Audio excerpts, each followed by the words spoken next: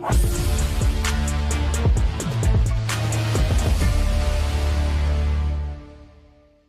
everyone, I am Dr. Chandar Pawar, currently working as an assistant professor in the Department of Chemistry at VNR VJIT, Hyderabad. Today, as part of Chemistry for Engineers, I will be briefly discussing about one of the topic that is nothing but corrosion. So let me, before going into that corrosion topic, these are the 5 modules which are part of our curriculum. So first module is water and its treatment, second one is electrochemistry and corrosion, and third one is energy sources followed by battery technology, and fourth module is polymers and its applications, and finally the fifth module, that's spectroscopic applications and advanced functional materials. So out of these 5 modules, today I will be briefly discussing about second module. In that second module, especially corrosion. Okay, and these are some of the references to refer by the engineering students. Engineering chemistry by P.C. Jain and engineering chemistry by Rama Devi. These are widely useful books for the reference purpose of this chemistry for engineers.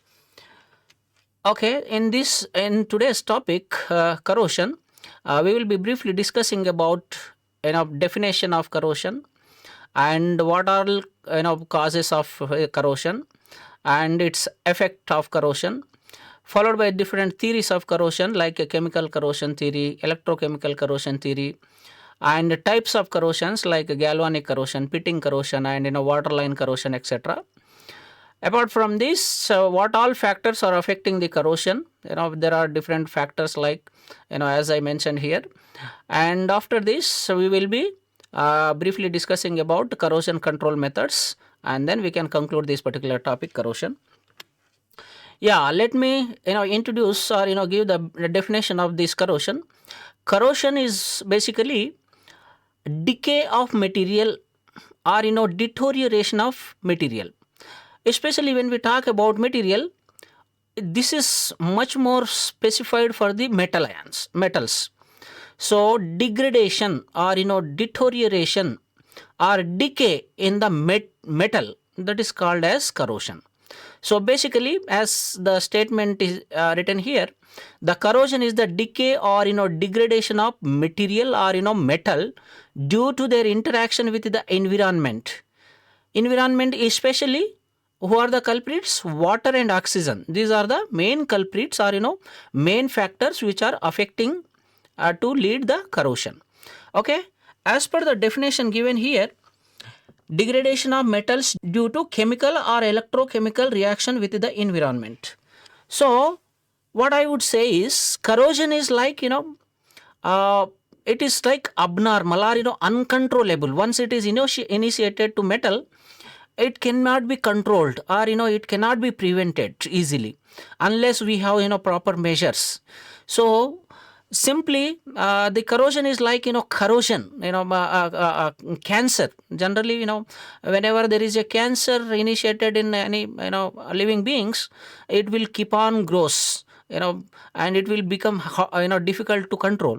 So similarly, corrosion is also that kind of.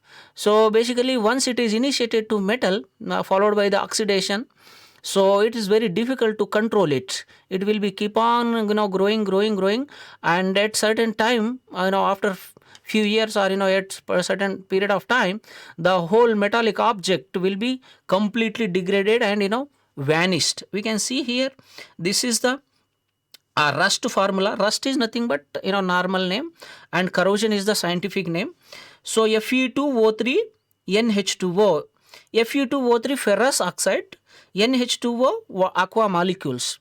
So N represents how many water molecules are present in that ferrous oxide, with that ferrous oxide. So generally Fe2O3 NH2O is the corrosion formula, and it will be sometimes asked as a short answer question or MCQ question, what is the formula of corrosion? So simply the corrosion formula is Fe2O3 NH2O. N represents number of aqua molecules. Okay, so now what are the causes of corrosion? Corrosion is the natural conversion of refined metal to a more solid form, such as oxides, hydroxides, sulfides, finally causing the substance to deteriorate. That is nothing but degradation. So what all, sometimes oxide layer formation, sometimes hydroxide layer formation, sometimes sulfoxide layer formation, or sulfide layer formation. So these are main culprits, or main factors which are affecting the corrosion. And how these are affecting? Exposure of metal to air containing gases like carbon dioxide, sulfur dioxide, and sulfur trioxide. Exposure of metal to moisture, especially salt water. Let me ask you a fundamental question. For example, in a glass, we have two different, one glass is having deionized water, another glass is having seawater. And if we dip a nail into those two glasses, which one gets faster corrosion?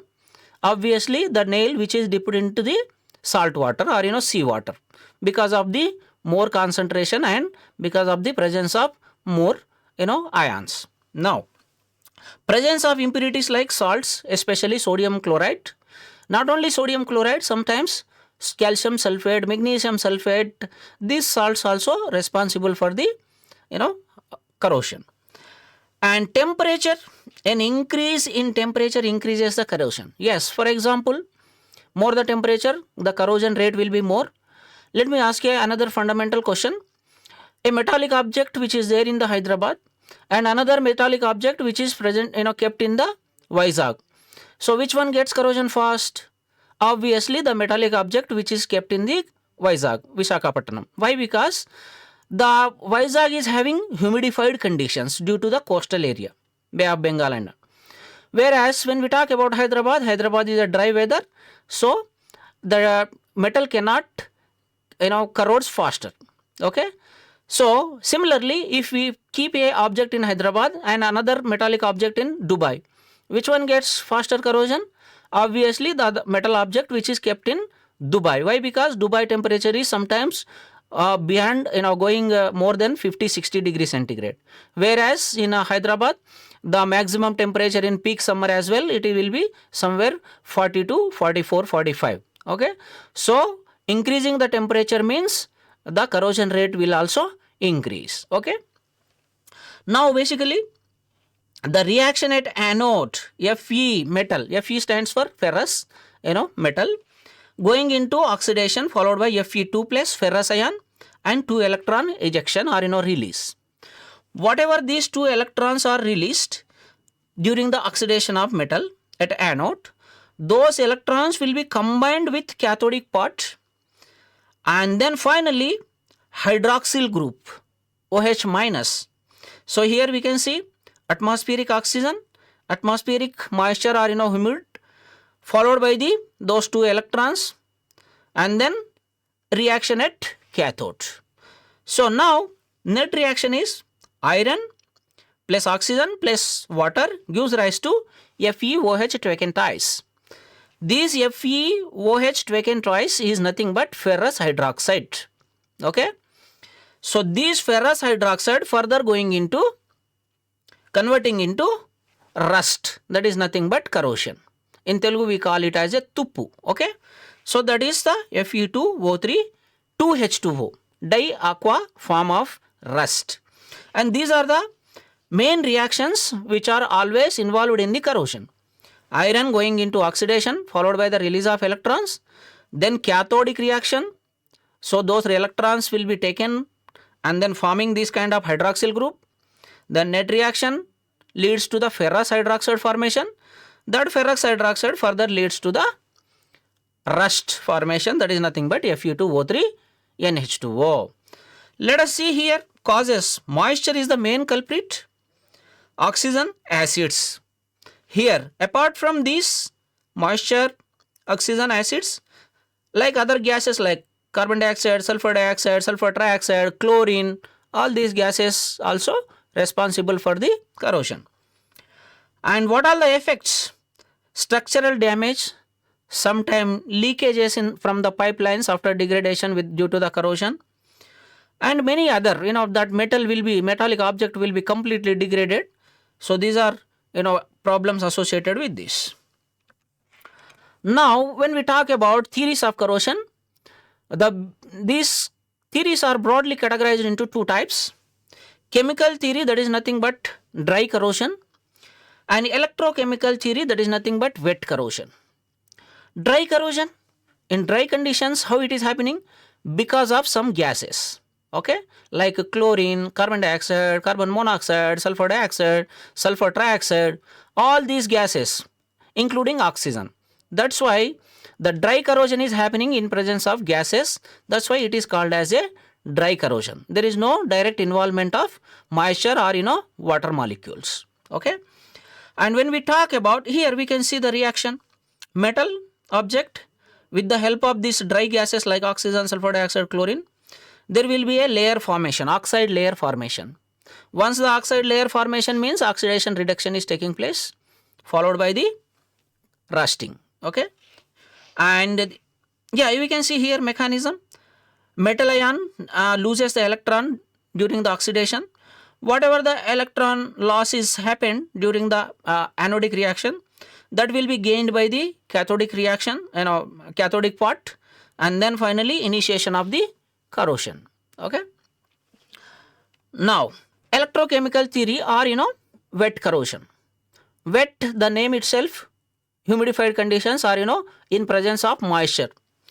We can see here the definition: chemical corrosion occurs due to direct chemical reaction between a metal and a dry gases such as oxygen, sulfur dioxide, chlorine, without the presence of an electrolyte. Yes, electrochemical theory or electrochemical corrosion, that tells us without presence of any electrolyte. What's happening? The direct chemical reaction between metal and a dry gas. So the best example is liquid or molten metal corrosion. We can see here, whatever the metal object is there, iron is going into oxidation at anodic part.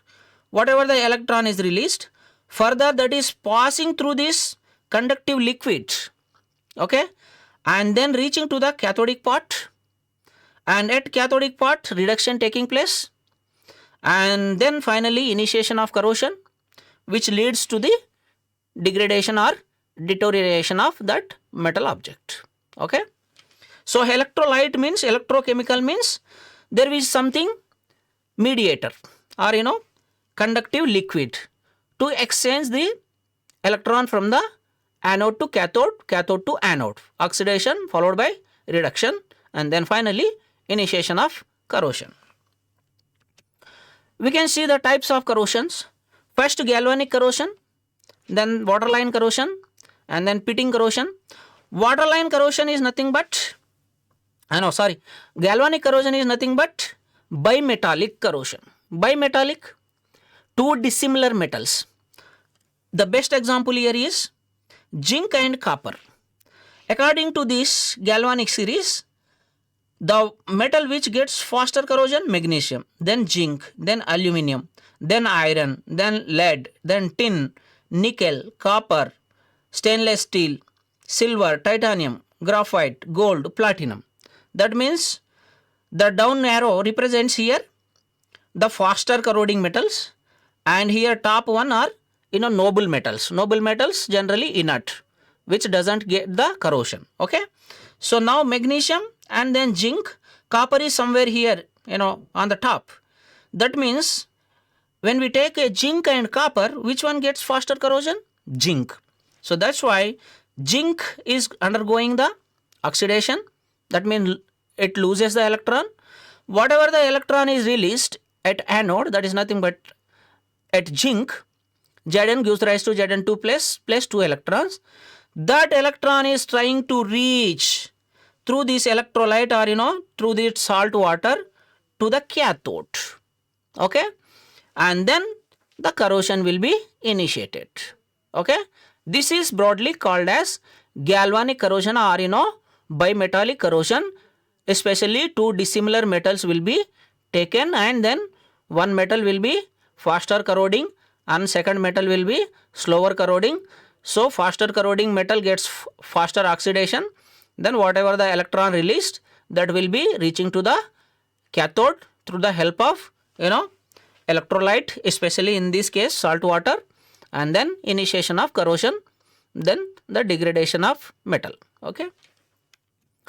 Now waterline and pitting corrosion. Very simple. Waterline corrosion basically happens to the any metallic object, or the ships and all, which are all the time in contact with the water. So there is a direct contact with the metal. That's why waterline corrosion. Okay. What happens when there is a metallic object is in direct contact with the metal? So obviously there will be a good bad aeration and good aeration conditions. So the object which is exposed to the air, that will be acting as a anode, and object which is in the sea water, or with the direct water, that will be considered as a cathode. So whatever the air exposed metal anode going under oxidation, that electron will be trying to pass through that salt or water, and then at cathodic part, and then interconnection of this anodic and cathodic part with water, or in direct contact with water, that will leads to the corrosion. Okay. Waterline corrosion, especially this is for offshore, or any ships and any other boats and all, which are in the direct contact with the sea water especially. So pitting corrosion, basically it will be happening inside the pit, or void, or hairy cracks, or cavity. Whatever the oxygen, atmospheric oxygen, entered into that hairy crack, manufacturing defect, or any like minute cracks, so that oxygen cannot escape easily out. So whatever the oxygen entered into that cavity, or that pore, or void space, that oxygen is helping, or leading to the oxidation. That means it is a oxygen gas based corrosion. So oxygen helps us, as a oxygen is one of the main culprit. It is helping to oxidize that metal part, and whatever the electron is released, that electron will be further going to the surface of that metallic object from the pit, and then finally anode cathode electron release and gain is happening, and then finally the pitting corrosion, which is happening inside the hairy cracks.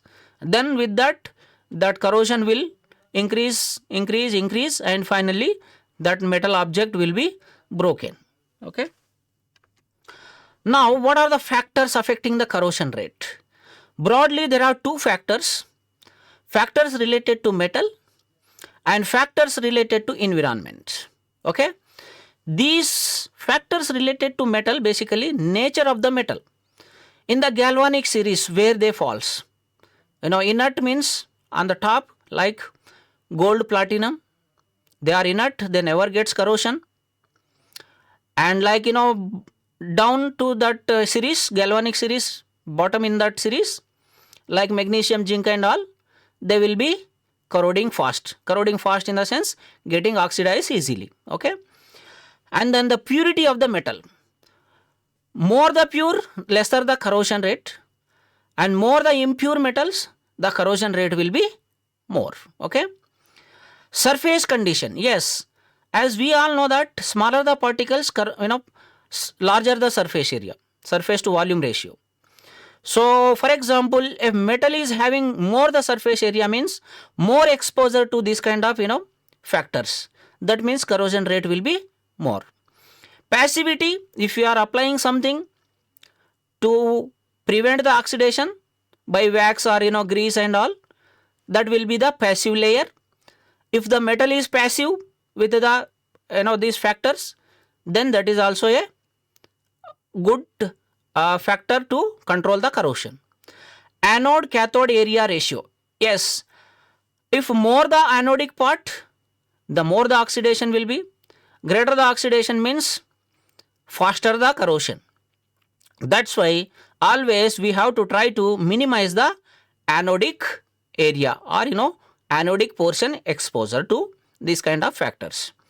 And then nature of the oxide film, yes, tin chloride or any tin sulfate kind of thin layers also matters to corrosion. If the layer is highly volatile, that oxide layer is highly volatile means the corrosion rate will be more. If that oxide layer is very thick and it is acting as a protective layer, then corrosion will be slower. Okay. Now, what are the environmental factors affecting this corrosion? Presence of electrolyte. Electrolyte is medium basically. What is the medium here? Electrolyte or moisture. Okay. As I said, humidified conditions means more the corrosion. Dry conditions means lesser the corrosion. pH of the medium. If we keep a metallic object in acidic pH, neutral pH and basic pH, which one gets faster corrosion? Obviously the metallic object which is dipped or which is kept in acidic pH conditions. Okay, acidic means corrosion will be more. Then the temperature. Yes, as the temperature increases, the corrosion rate will be greater and greater. So, dissolved oxygen. If any water sample or anything is having dissolved oxygen, as oxygen is one of the major culprit for the corrosion, the dissolved oxygen also leads to faster corrosion rate. Then velocity of the corrosive medium. Yes, sometimes that electrolyte or medium, the exchange of electrons from anode to cathode to anode will be taking place through that medium. So that medium also plays a crucial role in the corrosion rate. And then finally, presence of salts and pollutants. Obviously, pollutants means impurities. More the impurities in the metal, greater the corrosion rate. Okay, more the salts in that water or medium, the corrosion rate will be greater. Okay, here we can see some of the prevention methods. Corrosion can be controlled by proper material selection, especially protective coatings, cathodic and anodic protection, inhibitors, environmental control and alloying. Yes, I can tell you sometimes the people used to apply wax or grease on the metallic surface. Why? The wax and grease will be having a thin film on the surface of metal and it will try to avoid direct contact of moisture or oxygen with the metal surface. That means whatever the wax or grease or whatever the paint we have applied on the surface of the metallic object, that will be acting as a protecting layer. Okay, and here we can see anodic protection followed by the smaller the area of anode. Okay, and sacrificial anodic protection, impressed current cathodic protection. These are also some other corrosion control methods. Okay, these are the content sources mostly from the AI tools and other engineering chemistry book by PC Jain and engineering chemistry by Rama Devi. Okay, we will meet in our another lecture with an interesting topic. Until then, thank you. Bye. Like, share, comment, and subscribe VNR Digital Learning Resource YouTube channel.